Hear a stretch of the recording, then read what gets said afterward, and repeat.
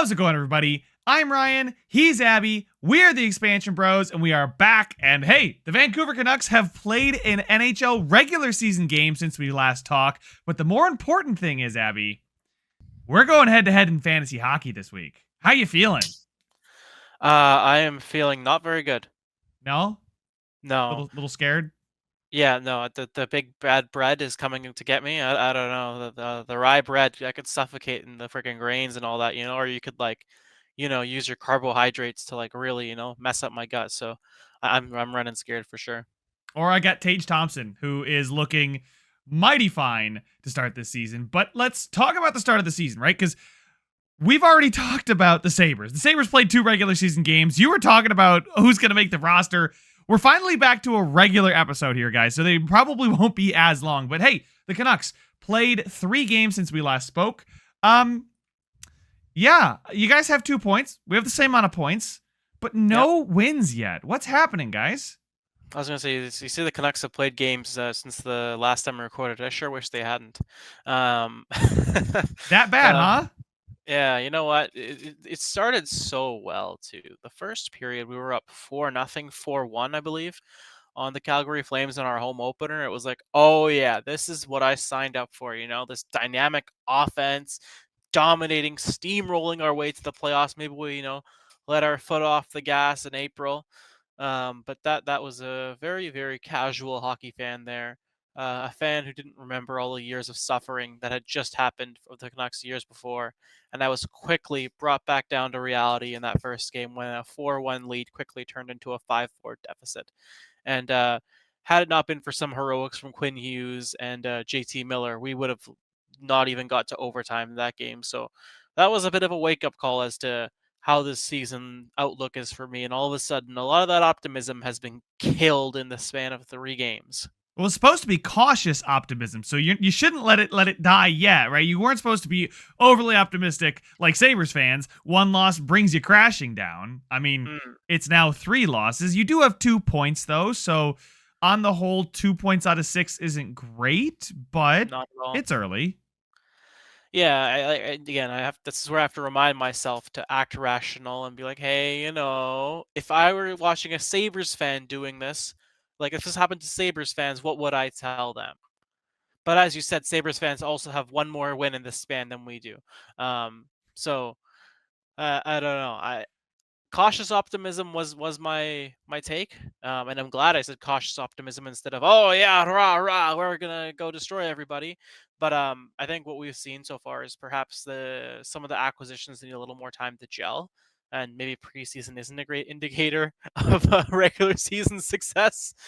Who would I have mean, thought? yeah, the preseason in the NHL, I mean, it doesn't tell you a lot in any sport, but I feel like the NHL is just so random just because you've got so many AHLers out there with like Austin Matthews, right? I'm thinking about that one Yeah. Senators game where he's looking at the guy's jersey like, who are you, right? So it's just it's so weird. And I feel like it doesn't tune the boys up the way they need to be tuned up. And sometimes teams can get some points here, which is why I made such a big deal of it. The Sabres needed to start hot because you can pounce on a team like Vancouver, a team that everybody expects to push for 100 points, maybe eclipse that mark, and be a contender for the division. Now, I don't think many people are picking them to win the division, but at least be up there with a divisional spot pretty guaranteed, right? So, Yeah. again, not pushing the panic button, but this is where teams, so, Sabres fans, if you're listening, this is where we can get some points and bank on some points. We beat the Panthers. We'll talk about that in the Sabres side. But, the Calgary Flames are looking good to start. They're a Wow. team that has started Undefeated. hot. The Yeah. Flyers are a team that's got an influx of talent and always play this grindy game because they got torts. Does it falter off down the stretch? Sure, but they're always in amongst it at the start. And then the Tampa Bay Lightning, well, you guys just was kind of unlucky there. Yeah, I'll say we have always traditionally struggled against the Flyers early in the season. I believe we lost to them last year as well. I think it was 3-1. We just tend to struggle against the Flyers early for whatever reason. And then the Lightning, my God, Kucherov and Gensel, like Gensel has fit in on that team like a glove. And again, it's very, very early. We don't want to, look at Stamkos as a minus in Nashville and look at Gensel who's thriving and say who made the right decision. But wow, the early results for Tampa are just looking spectacular. And I think um, this will be good for the Canucks in a way that, they if there's any sort of cakewalk they thought this was going to be, or they thought, those first two losses, in overtime and a shootout, oh, it's a fluke. Now they like actually got a substantial loss that has Tampa Bay Lightning, and I'll say, um, this will be a bit of a wake up call for them, as well as kind of like a, hey guys, what is our identity? Because again, last year, right, we had an identity, right? We were this fast team under Rick Tocchet who was defensively responsible, and we notably brought in some players who were not necessarily fitting of that mold, right? DeBrusque to some degree was, but Daniel Sprong not defensively responsible. You No. look at Derek Forbert and Vinny Desharnais; they're supposed to be defensive defensemen, but I feel like a lot of big defensemen get called defensive defensemen when really they're just big defensemen. Um, Oh, 100%. And I think the inverse is true. Like the smaller guys, they're like, oh, well, their offense is game of there, but are they going to be good defensively? When sometimes, just because he's small doesn't mean he's bad defensively, and just because he's big doesn't mean he's good exactly. defensively. Like, for example, to give Sabres fans a point of reference here, Dylan Cousins gets this reputation as this two-way center who's good in his defensive end, and once the shot goes in, it's complete game. It's like, Dylan Cousins has never been good at defense, guys. Just because he's like 6'2" doesn't mean he's a good defender. And that's, I'm shocked that a team like, I don't think Vancouver, let's put it this way, I don't think Vancouver got blindsided by the fact that these guys haven't been spectacular defensively and got mystified by their size, right? Because I trust the decisions, and surprise, surprise, Vancouver fans listening probably would not have said this even 5 years ago, maybe even 3 years ago, but I trust the decisions that the Canucks front office has made and is making. So again, bump in the road, a wake up game. And to your point about Stamkos and Gensel, I'm like, everybody was flaming the Lightning for letting Stamkos go. I think it took a lot of balls to do what they did. And I think they said, listen, we love what you did for us, but we also love cups. So we want a cup, and we're going to do whatever is the best decision to get us a cup. And I think, that's something that Tampa Bay as an organization, you can look at that and hope that your organization does the same thing. Not necessarily cast off great players, but makes the right move at the right time. Yeah. It takes a very not cold-hearted, maybe. But yeah, no, it is. It is cold-hearted. It's very Vegas, right? Where like Marc-Andre Fleury, we're just gonna trade you. Obviously, you can hopefully do it in a little bit of a better way.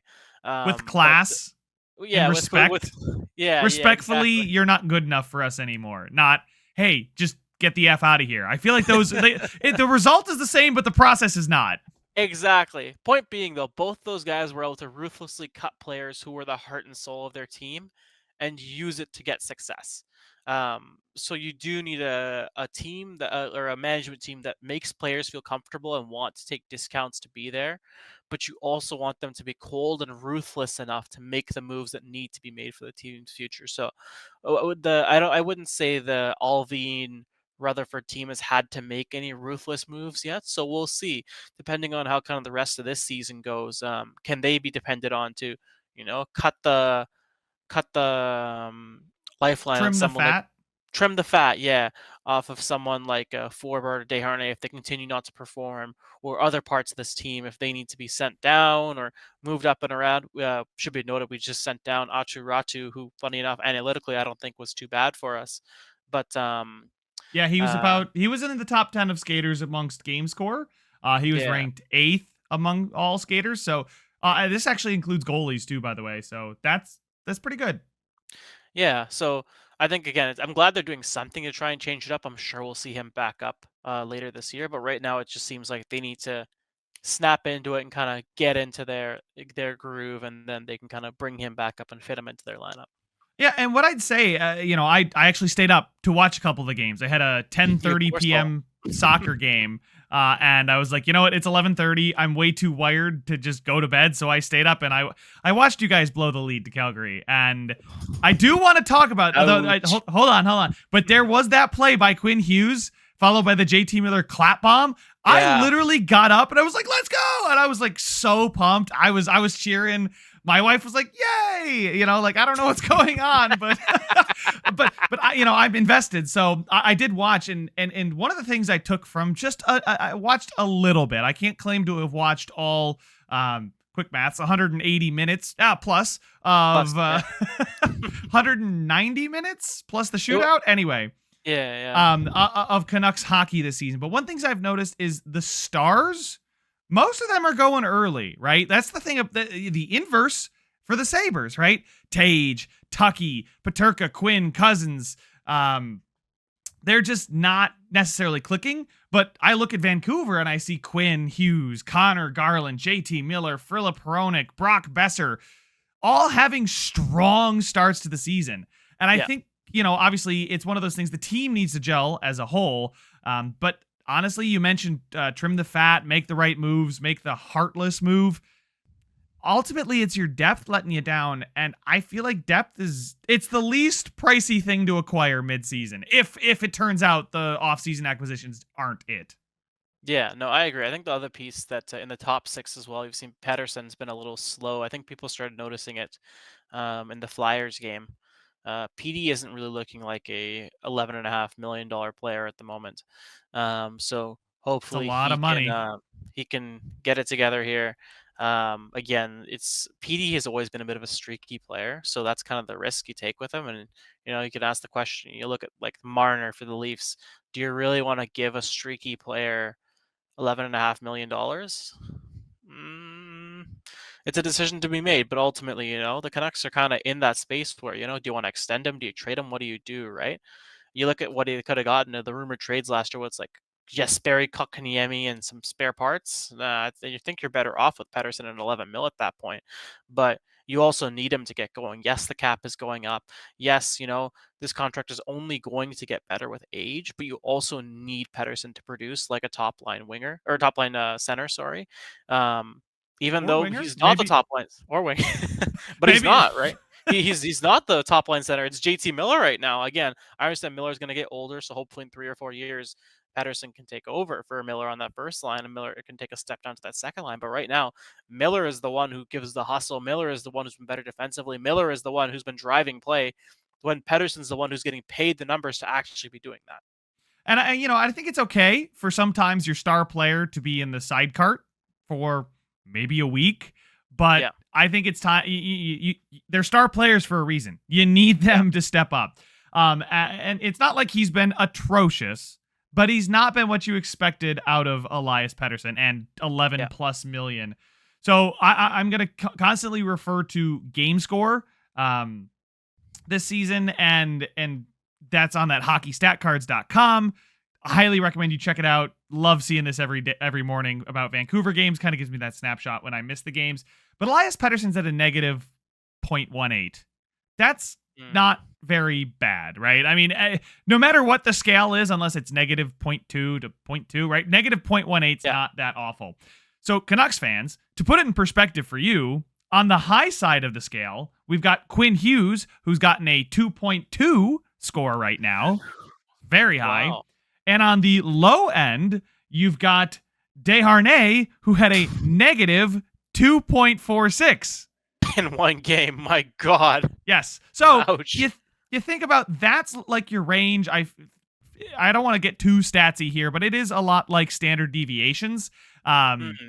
So you can consider it that way. 2 standard deviations is incredibly good. You barely ever get to 3 unless you're McDavid. But yeah, so negative 0.18 is really close to average. And you'd like to see that be above average, especially for the guy 11 million. But I'm by no way means pushing the panic button on Elias Pettersson. No, I agree. The rational take is, it's early season, a lot of new pieces. Give them time to gel, right? You look at Elias Lindholm last year, right? He didn't even get good until the playoffs. He was pretty awful in the regular season, for those who remember. And Zadorov fit in quite well right away, but it took Lindholm until that first round to really start getting going. So I It's got to be agree. easier for defensemen, I feel like, to fit into a scheme, right? Because as confusing as schemes can get nowadays in the offensive zone, defensemen that you're not asking to be Quinn Hughes, right? They just need to protect the net, hit a couple people, and get the puck out. Yeah. Versus forwards, especially centers, have to play 200 feet, generate offense, crash the net, also play good defense, and transition the puck. And there's a lot more on forwards. So I wouldn't be surprised if forwards and offensive teams struggles at the beginning of the year. This is something I'm just coming up with now. Maybe I should look into this. But do defensive-oriented teams start the season hotter? We just talked about Torts' teams versus offensive-minded teams starting slower. Oilers, Avalanche, Canucks, Sabres, Predators. and Predators. Yeah, those teams then pick it Yeah. up later in the season. I don't know. Maybe I'll do an Oh, investigation. I'll check back in with you guys in about a month. please. That sounds very intriguing. So anything for the copium at this point, right? uh, but coming up for the Canucks, you guys continue the road trip at Yep. Florida, at Philadelphia, so you get a crack at them again, this time in their barn, and then at Yep. Chicago. So those three teams probably going to play those three games before we talk again. Yep. I mean, Florida is banged up right now. Barkov was out for the Sabres game. I know that. Kachuk's been dealing with an illness and, has Yep. been out. Will he be out again tomorrow? I'm not sure, but, Probably. that's maybe one there that you could jump on. Yeah. Philadelphia, I think, is a team you should be beating, but again, they're a bit of a jammy team. And Michkov, right? Obviously, he adds a new dynamic to that team. Yeah. Trying Michigans in practice, and everybody literally just looked at Torts after he tried that, and Torts just shook his head. And then the Blackhawks, right? The Blackhawks are a team that has got some young energy. They've got Bedard, obviously. I don't think they're a team that you should be seeing too much trouble. I would be surprised if you guys didn't come out of this stretch with 4 or 5 points. To be fair, that's what I was thinking for the last 3 game stretch. But yes, I think it's a little more critical now. Like we've had our little stretch here, got 2 points. Ultimately, hopefully, it shouldn't hurt us too at all. But it's once you get into 3 or 4 stretches like this that all of a sudden you start to get a little nervous. So I agree, both with Pedersen in general and the Canucks in general. There's no need to hit the panic button yet. It's 3 games in, but we'd want to see some changes for sure. Speaking of hitting the panic button, you guys are feeling the effects of the inverse of what you felt last season. You guys have the 27th highest PDO this season so far. Oh, So, this is a waiter. Can I have some PDO progression, please?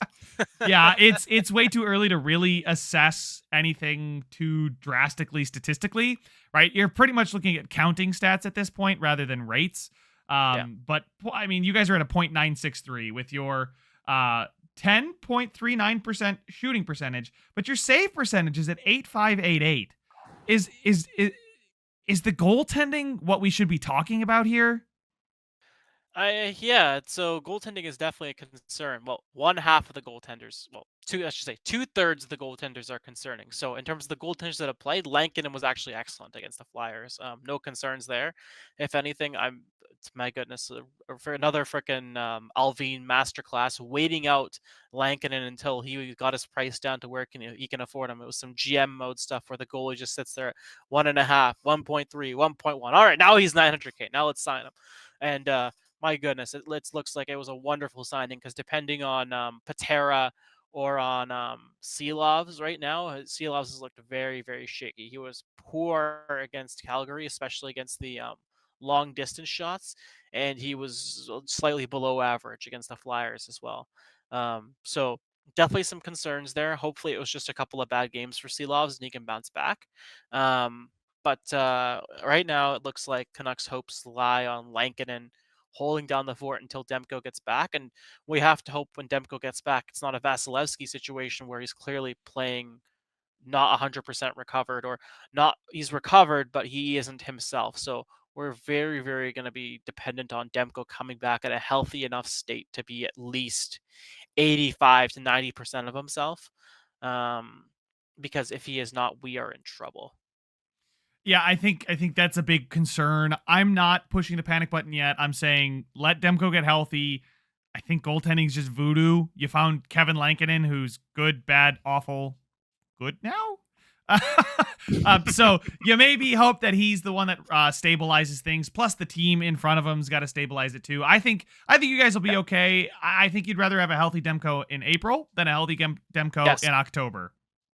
Assuming our record is above 500, then yes, absolutely. Well, yeah, slightly more above 500, more like 600. But I know exactly what you're saying. So, speaking though of PDO and unluckiness, you guys still rank ahead of us, by the way. How is that possible? That's incredible. My God.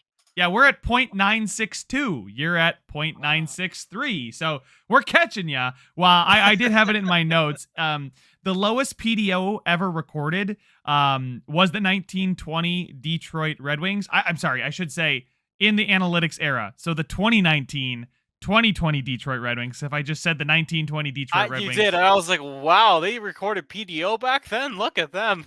it's not that hard to do shooting percentage though, plus save percentage. That's what PDO is. Mhm. They were at 0.9634. Oh wow.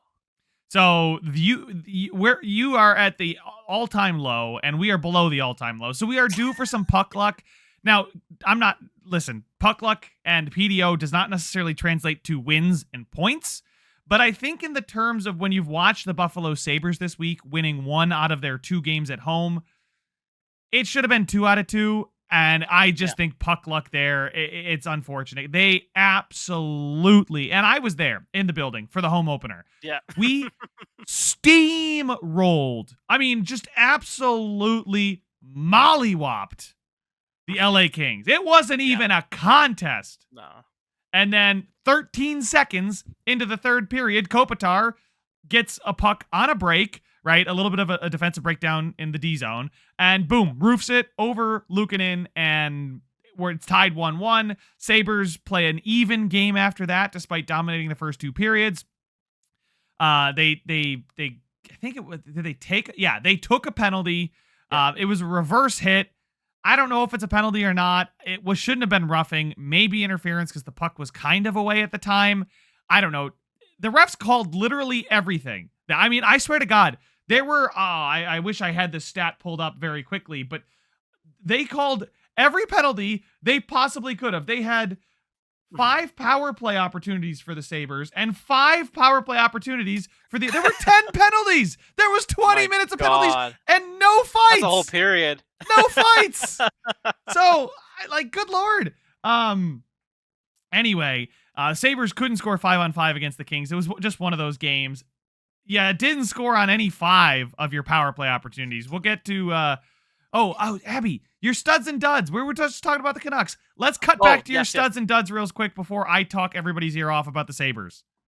Okay, okay. I wasn't sure if we were waiting for studs and duds after, but yes, let me go into my studs and duds. We have quite a few on both sides, which I know is surprising considering we have 2 points. Perhaps having multiple studs is a bit of copium, but you know what? We're gonna just roll with it.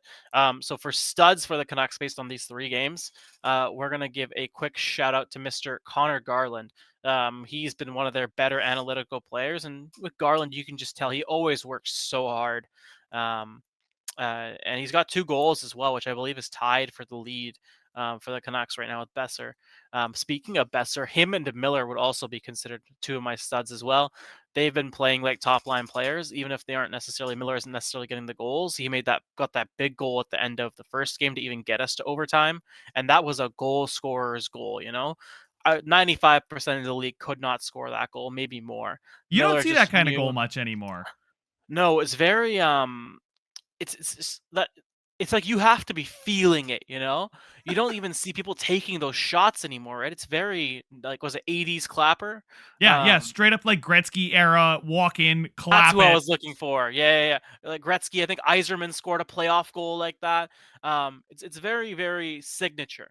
So to see Miller just have the confidence and know, because if you miss a slap shot like that, it goes all the way back around and you lose valuable time. So Miller was absolutely feeling himself when he took that shot, and that's what you need from your stars, and perhaps what. But we'll go into in the duds. Maybe we won't, but we'll see. That's what PD is lacking. Because now I also don't want to do too many duds. We don't want to be too negative. We're not hitting the panic button yet.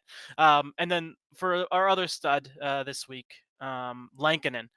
Lankinen was excellent against Flyers, and he is perhaps the reason I haven't had to go acquire a breathing device because he's kept me calm. He's probably going to play the next game for the Canucks. He gives Silovs time to get his stuff together, and he's just a nice little stopgap. And there's a very real possibility that when Demko's healthy, it's Silovs who gets sent down, and Lankinen becomes kind of the backup for this year. So. Shout out to Alvin again, and shout out to Lankinen playing solid and helping me breathe. That's it for studs. Heading into duds. We'll start off with Daniel Sprong. Now, I should note he got a goal in that first game against Calgary, but kind of the scary, not scary, but kind of the issues we were worried about him not really gelling with Tocchet and his potential defensive deficiencies have come true. You could tell in that Calgary game when they needed a goal, he was not putting out the Pettersson line. He put out Pettersson at the end with Miller, Besser, and co. Um, but that line has been not been seeing the ice time of a second line, and that's very clearly because he does not trust Daniel Sprong and potentially even Pettersson and DeBrusk defensively this year, but particularly Daniel Sprong. So um, something has to change. Where we saw this with Dakota Joshua early in last season, where he didn't get a lot of time, and then all of a sudden he was one of Tocchet's most deployed forwards. Um, so well, we'll see. It can absolutely turn around, but that's something to keep an eye on. Is if Sprong could finally, after all these years, develop that little bit of defensive part of his game. He doesn't need to be, that perfect two-way winger, but if he can get good enough defensively, he can be. My prediction can still come true. He only needs 34 more goals, and he can have his 35 goal season. Um, but Yeah, until he does, I he's my think dud for this week. I think relying on Daniel Sprong to develop any sense of a defensive game is this is the one I'm going to call you on. That's just straight hopium. There we go. You know what? I'll take it. Very, very fair. Um, uh, our other duds for this week is actually not one individual, but a group. It's every defenseman not named Quinn Hughes or Philip Hronik, aka the Canucks' bottom four defensemen. The rest of Just them, an exact, literally the rest of them, just an absolute mess. Tyler Myers, something we've discussed. He's always been chaos better as a giraffe. bottom. Chaos Giraffe has always been better as a bottom pairing defenseman. I think that's what we saw last year with Zadorov Twin Towers, right? Um, Hey, just those it are was. both former Sabres, man. What could have been? um, he kind of works better in a top six role, and when you play Myers in your top four, his kind of defensive flaws, the scary part of the chaos, is seen a little more, and I think we're seeing that this year. Carson Soucy as well, again, another guy who we signed who's maybe better as that five defenseman. Seeing him in the middle pairing a little iffy. Desharnais and Forbert as well. Again, it feels like we have four top six defensemen, and we're playing top six defensemen on the middle pairing, and maybe that leads to more rotation and more use of the bottom pairing as well, and none of them are ready for the minutes. It's tough to roll them against advantageous matchups when you only have three pairs of defensemen and two of them you're scared to put out there. Yeah. Like that's not a recipe for success. So hopefully somebody figures it out. Maybe it's Myers and Soucy, maybe it's Yeah. Forbort and Desharnais, right? Yeah. It's not like you got young defensemen. These guys pretty much are what they are. They just need to.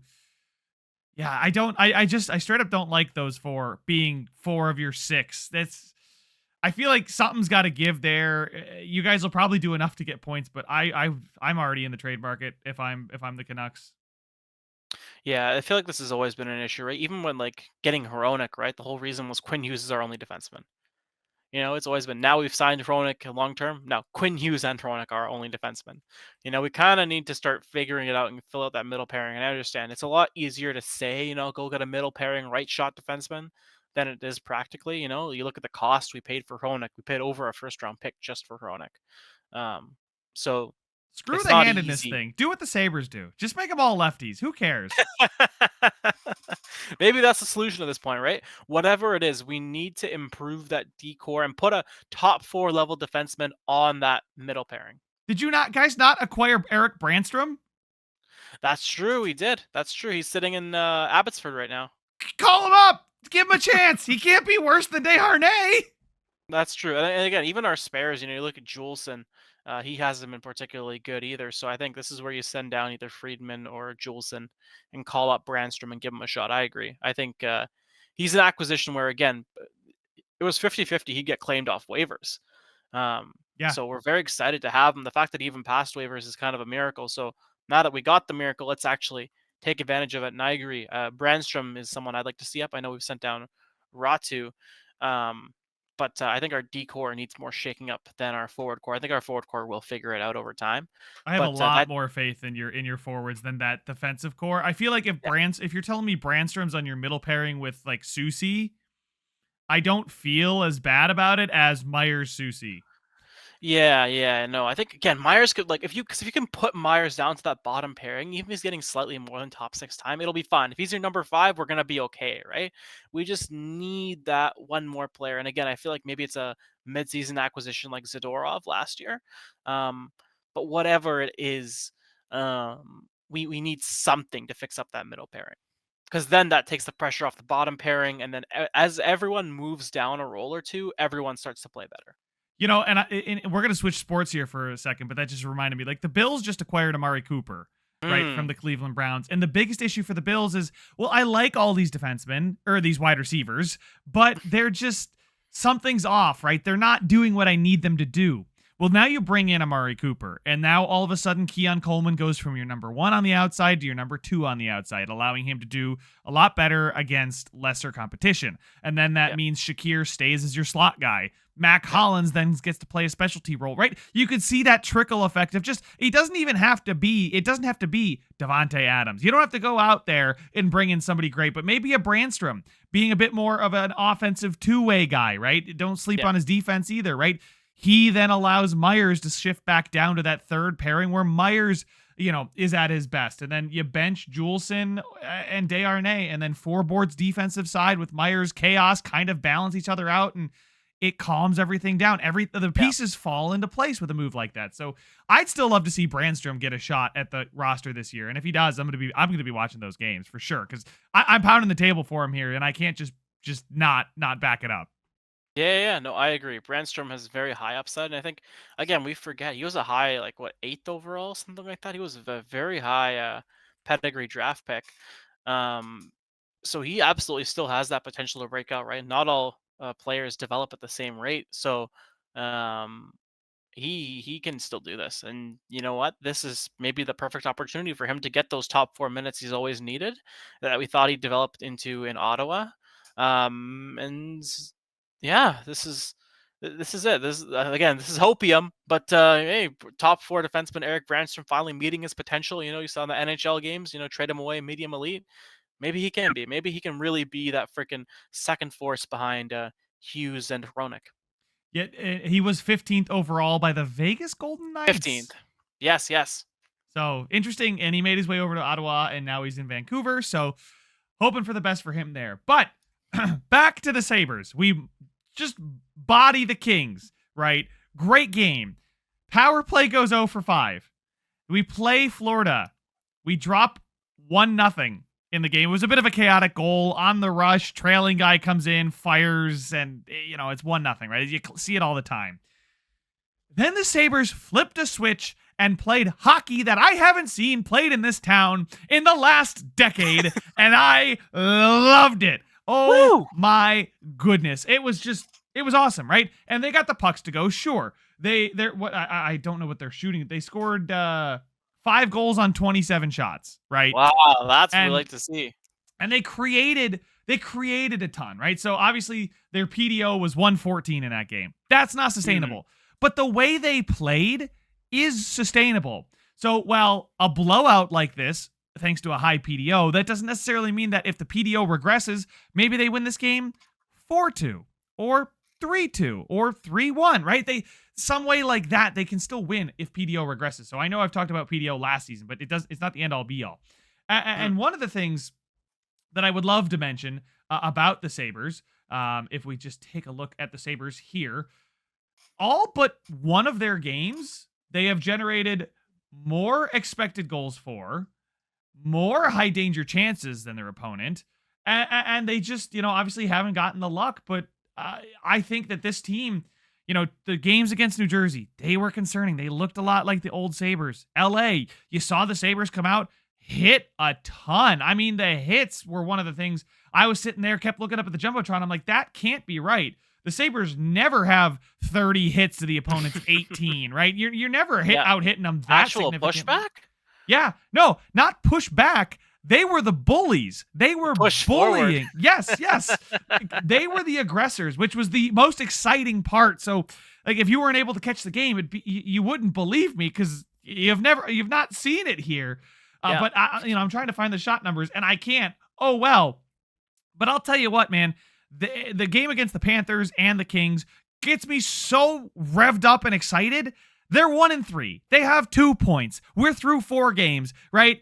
We're sub 50% points percentage, yet I cannot wait for the puck to drop in 2 minutes here against the Pittsburgh Penguins. I just got the notification that it's starting soon. So it's about to come, and I can't wait. It's exciting, and and I hope I'm capturing the feeling here because all of a sudden I know it's one win, and it's easy to steamroll off of one win. We're going to the Cup. No, I'm not saying that. I'm saying Sabres going to Super Bowl. I'm saying the way they played against LA and then doubled down and played better against a vulnerable Panthers team that last year, maybe the Sabres played to their level. But this year, you don't have Barkov, you don't have Kachuk, you're not playing Bobrovsky. Okay, well, F you. We'll take the 2 points and beat the snot out of you, right? And it was just so good to see. Here's another one for you. The Sabres on all strengths, so this includes power plays and penalty kills and 5-on-5 and everything in between.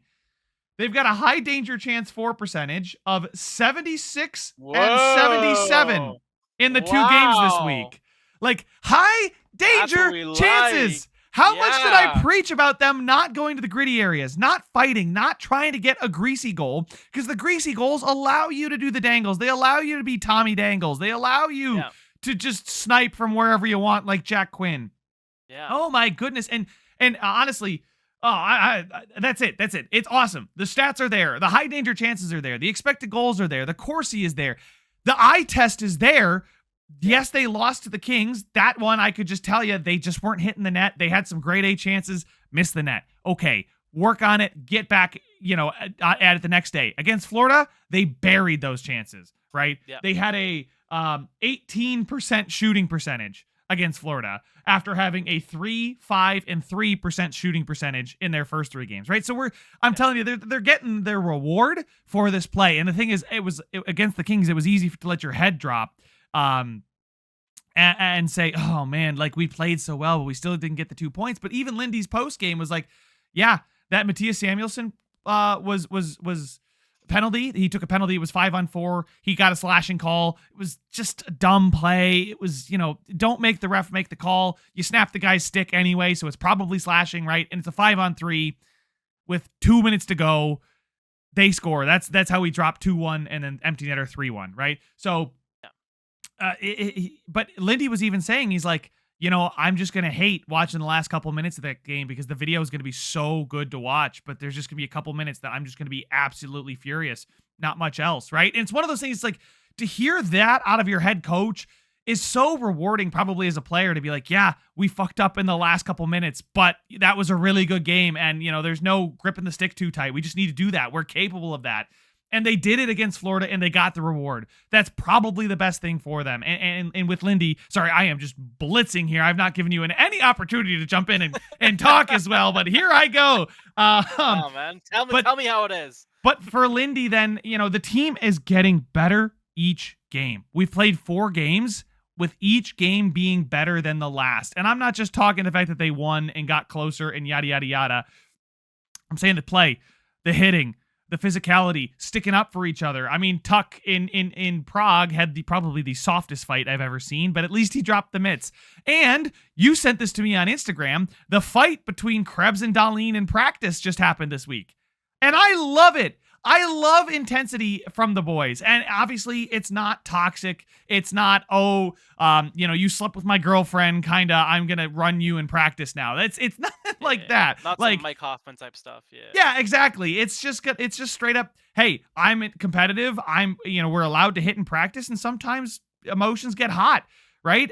But I'd rather have a team that's got a backbone than a team that's like that's not practicing hard, doesn't play hard, and gets pushed over when they do end up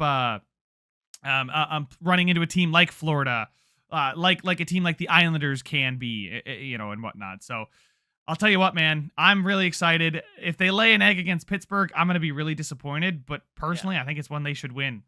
Yeah, no, it really feels like the Sabres are on the up and up. Like you said, they kind of started building momentum in that Kings game. I think they ended up getting what they only had 22 shots against despite the power plays and got 33 shots on goal. That definitely seems like, just based on the shots, a dominating performance. And speaking of shots, their goaltending has been pretty solid as well, especially Levi. Levi's looked really, really good early, and I think that's exactly what you're hoping for. I know UPL is still capable of being a fringe starter as well, but I think Levi is the one you're really hoping blossoms into that elite goalie, and he's looked good early. Again, just 2 games for Levi so far, but he's looked great. And even the UPL in that second game against the Kings, he only gave up 1 goal, even strength, right? The second goal was on that 5-on-3, so you can't really blame him. So he's been decent as well. But yeah, I think this is where having the right coach matters, because after those first 2 games in New Jersey, he made the adjustments, and you saw the difference in the Kings game in terms of the process, and then you saw the difference in the results in the Florida game. Like you said, right? The Sabres, we watched a couple games together last year. They always would play down to the competition. I think we watched them play the Blue Jackets, and it was so painful. My goodness. Yeah. Um, so to see them actually pounce on a weakened opponent, an opponent that they would have trouble beating, if they were at full health, you have to do that. It can't be, oh, we wouldn't beat them normally, so it's okay if we don't beat them now. You have to pounce on teams as they are. That's part of hockey. People get hurt. Part of your viability in hockey is to be able to recover from injuries or these kinds of things, or adapt to situations. So if teams are down, if teams are hurt, womp womp, go win. That's their problem. You have to go take what's yours. And you know what? For the first time in God knows how many years, it looks like the Sabres are wanting to do that. So your excitement and your energy and this little burst you've had here, I think, is completely justified, because you haven't seen any. Let alone push back. You haven't seen any push forward, any aggression over the last while. So yes, get excited, get hyped, Buffalo. Remember the Demko guarantee. Again, very early. We're below 500, but you know what? This is the right start. This is what you need. It all just starts with a spark. And these first 2 games we've seen with the Kings and the Panthers could be the start of that. Yeah, and I'm so excited for it. So speaking of, Tage Thompson just scored a goal against the Penguins as we speak. Woo! So you're getting live notifications just to put it in perspective where we're at, but absolutely love it, right? So we've done the stats. Looking forward, I want to look big picture, right? We play the Penguins tonight, the Blue Jackets, and the Blackhawks.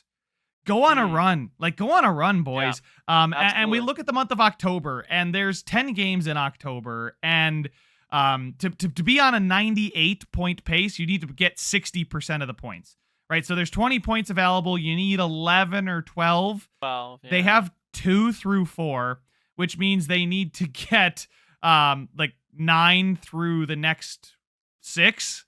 This is their perfect opportunity to get 6 in 3 games, right? Yeah, and then you'll leave yourselves Stars, Wings, and Panthers again to potentially get. So if they got 6 out of these, that would be 8 points. They would just need 3 or 4 against the Stars, Wings, and Panthers, which I think is doable. Listen, we talk about it's early, but I like to say they need to play at a certain pace in the month. Obviously the Utah, formerly known as Arizona Hockey Club, was 0-12-2 in February, when they had a significant chance of actually making the playoffs. So right now, right, you look at the point in time, we're 1-3, 2 points, sub 500. You beat Pittsburgh, all of a sudden you've got 4 points out of 10. You beat Columbus, you've got 6 points out of 12. You're back at 500. Yep. And you got a game against Chicago, right? You got this road trip. This road trip is a great time to reaffirm what you've been doing against the Kings, against the Panthers. You're up 1-0. 1-0 against the Pittsburgh Penguins right now. His mind still. Yeah, I do. So I think they can absolutely get to that 11-point pace. Listen, even if they're a little bit slower and they only get to 9 or 10, I'm still not pushing the panic button yet, because those 2 games in Prague were such a weird coincidence, or just a weird situation. I don't love that at all. But But you go on this little run here, and then we'll reassess. Obviously, in the next podcast, we'll talk about the November outlook. There's a ton of games in November, games 11 through 24, right? So I don't know the math, but like 14 games there. Yeah, 13, So 14, yeah. yeah, so somewhere in that range, right? We'll do the math. I'll let you know how it looks, but we're gonna keep this counter going all season. So let's go ahead, wrap this thing up. Studs and duds. Studs. We're gonna start with Lindy Ruff. Lindy Ruff's a Yeah, stud. So happy to absolutely. have him back. Yeah. And to listen to a real coach talk to the media is so refreshing. Like he does a weekly appearance every Wednesday morning, so it's nice to get his insights before we record this podcast. And he was talking about how he didn't make excuses about Prague. They said it wasn't about being in a foreign country. It wasn't about jet lag. It was we just didn't play good enough. And then this week he was like happy to see some things go in. Obviously there's still a lot to work on, but he's happy that they had that Florida Panthers game and that they were able to create the chances off the forecheck. He said, I'm quote, that he was very pleased with our creation of chances off the forecheck. We'll get into that here in just a second. And he mentioned the power play. We'll get into that here in just a second. It is currently 0 for 14 to start the season. Yikes. So he mentioned that they're working on it, and what he wants them to do is to operate at the hash marks or lower a lot of times, which I personally think is the way the future of the power play needs to go. Right? Everybody's trying to do the umbrella at the top, and teams have really found a way to counter that. I've seen the Colorado Avalanche do this to great success. And they work down low, behind the net, beneath the hash marks. You condense the ice, but you're still able to move the puck all around. So hopefully the power play does step up. But to hear Lindy, just stud. Just hear him talk. Watch the way this team has grown game after game after game after game. They're beating the Penguins right now.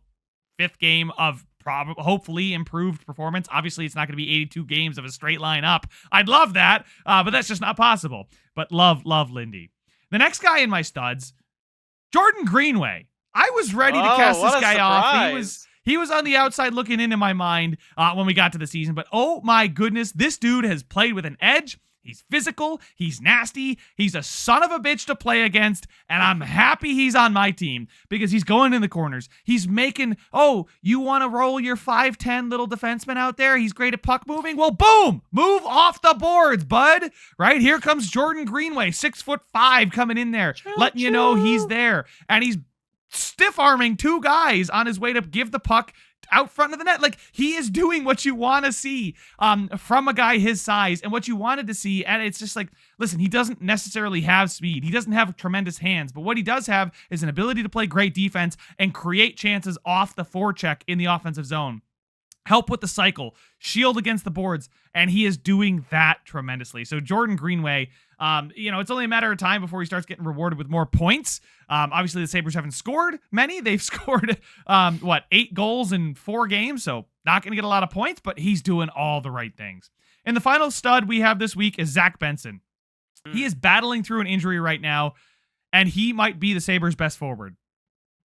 He might just be the Sabres' best forward. I don't think that's going to hold up all season, but at least for right now, he brings that chaos element, but it's controlled chaos. He's a little shit starter in front of the net. He's a banger. He's going to forecheck. He's going to get in the dirty areas. He's going to create chances. He's going to hold guys off and open the ice up for Tage and Tucky. And on the first line, I think Benson has been phenomenal. He brings the playmaking ability that Skinner somewhat had, and then he gets to the front of the net. He gets in those scrappy areas. There's some similarities there, but I think he's a more complete player than than Jeff Skinner, whose Edmonton Oilers are also starting out pretty poorly. So we'll see. Maybe he's the problem. Yeah, I sent you this DM. I was like, what's stronger, the Jeff Skinner curse or the Sabres curse? Because obviously, the Sabres leave the Buffalo and then make the playoffs and win the cup.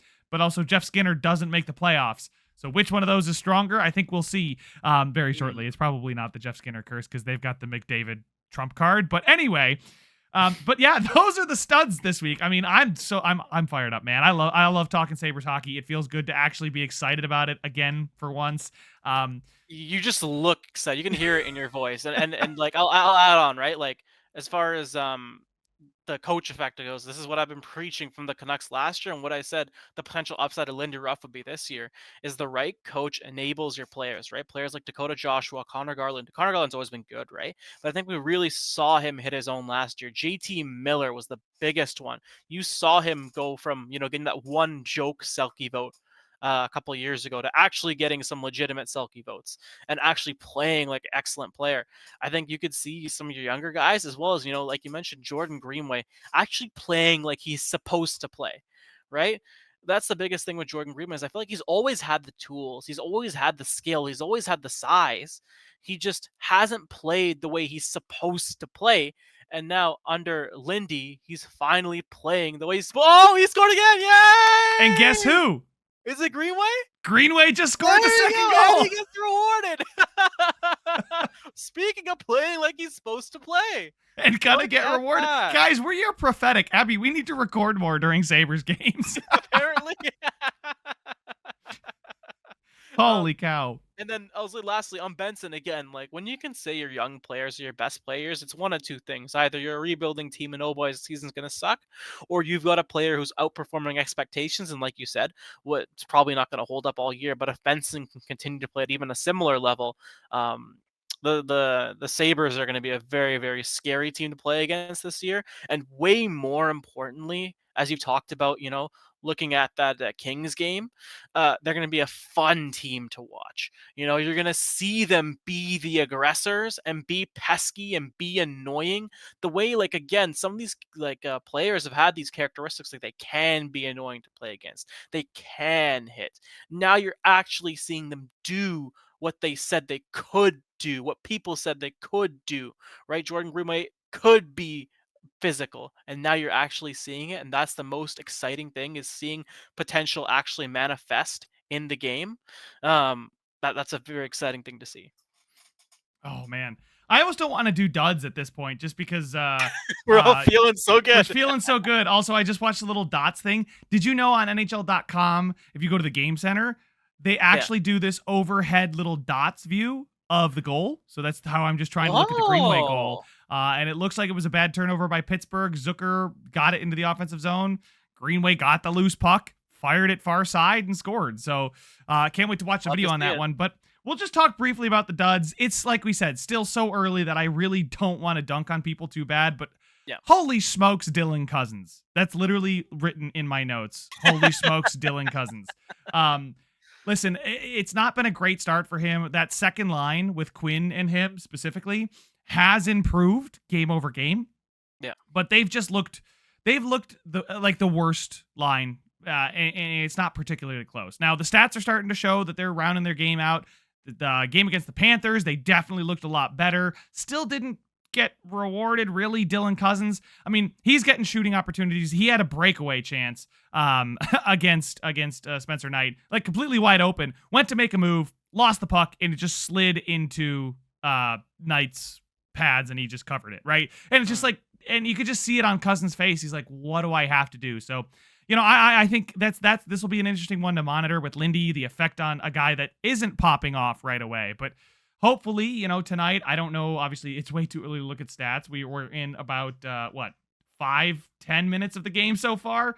So we'll see. But he's a guy that is on my duds. And then the other dud, right? We don't have too many duds because I'm really liking how we're playing, is the power play. We know about it. I don't have to go too in depth, right? I said the dud power play was a dud. And until it freaking scores a goal, it's going to be a dud. So yeah, that's fair. Let me ask you then, what do you think they should be doing? Do you think it's a personnel issue, or do you think it's more of a scheme issue, or is it just dumb luck right now? I think right now it's a lack of cohesion on the power play, right? They have tried to change the power play unit a little bit. And I've seen Lindy in mid-game change the power play unit a little bit when he knows it's not going to work. Thank God. But I personally, they can't get into the zone. I think it's zone entry. That's a huge thing right now, is getting into the zone. That's a lot of power plays kryptonite for sure. And then when they get into the zone, they just aren't really creating enough. So they're spending about a minute, maybe more, trying to get into the zone. And then for the 30 seconds they have in the zone, they're not setting up enough. They're not moving crisply enough. They're not moving enough. And that's something that Lindy said he wants to fix. So I have no doubt that we'll get the power play humming. I think, right now we just have too much talent. I got to pump the brakes on my own, like what do I think the team is capable of? Because right now it's going off the rails here as we talk more and more about it. I'm getting more and more Sabres to the Stanley Cup. The ceiling's going higher and higher. yes, it is. But no, I think they're playing really, really well right now, and it's just fun to see them play like the players we know they can. The power play, I think, again, too much talent. And you say that with a team like probably Edmonton, but Tage, Dahlin, that's probably enough right there to be at least league average. Yeah. You don't need 5. You just need those 2. And then you got Peterka, who's there. Kulik has honestly not looked too bad. Cousins has got a good shot, right? There is a lot of offensive talent on this team. So I think the power play, it's too good to be kept down too much longer, I think, especially with good coaching. Yeah. But there you go. There you have it, guys. Even my duds had a positive spin on it. So things are gonna get better.